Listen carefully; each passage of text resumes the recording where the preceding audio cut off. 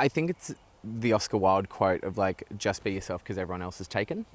It gives you permission to just, I don't know, be who you want to be and be authentic.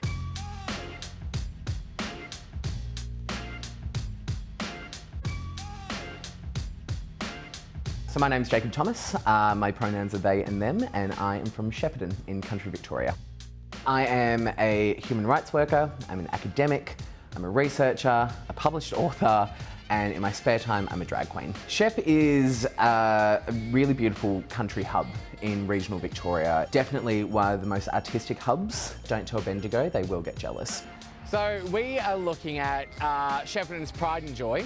We have fairy cow, we have mer cow, world cow. It is a cow that has the world on it and some bugs. Shepparton is known as the town that will move you.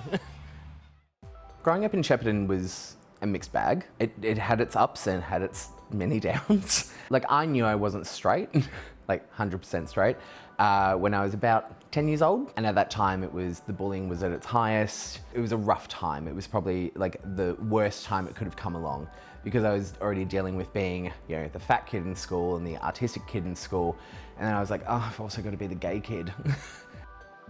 I think one of the most difficult things about being queer in the country is that at that time there were no positive representations for us. You looked at what was around you and what you had to reference against, what kind of role modeling you actually had, and there was nothing.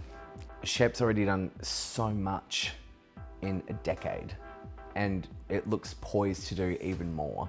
And I'm just so excited to come along that journey and just to see where we go next.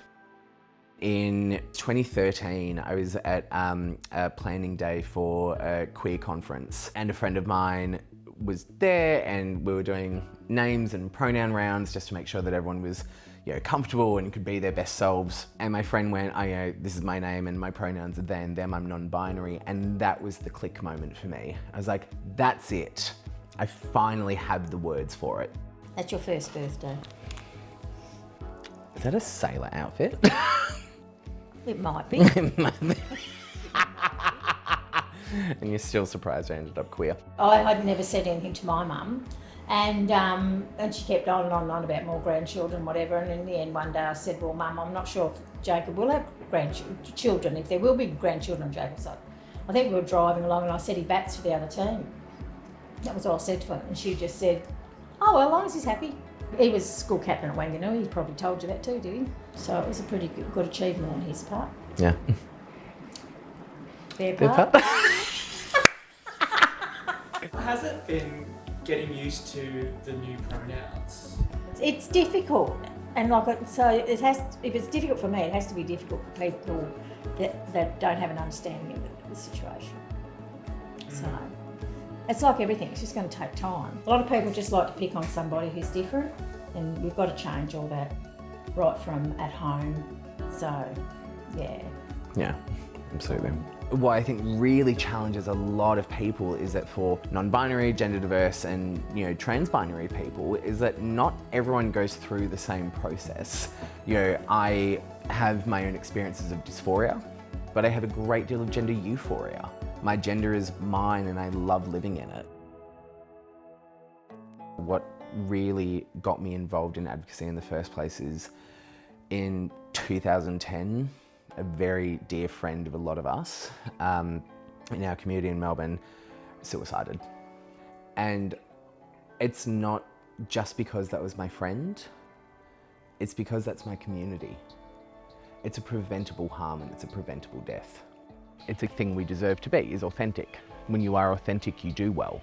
You find your people. You find people who nourish you and look after you and want you to be loved, and you get to love and nourish them back. So I've never understood why we wouldn't want young queer kids to feel connected and to feel authentic. We are celebrating our beautiful and vibrant queer community. We get to go to a local pub. We get to fill it with rainbows, fill it with the people who make and keep Shep the beautiful little queer space that it gets to be, and we get to celebrate ourselves.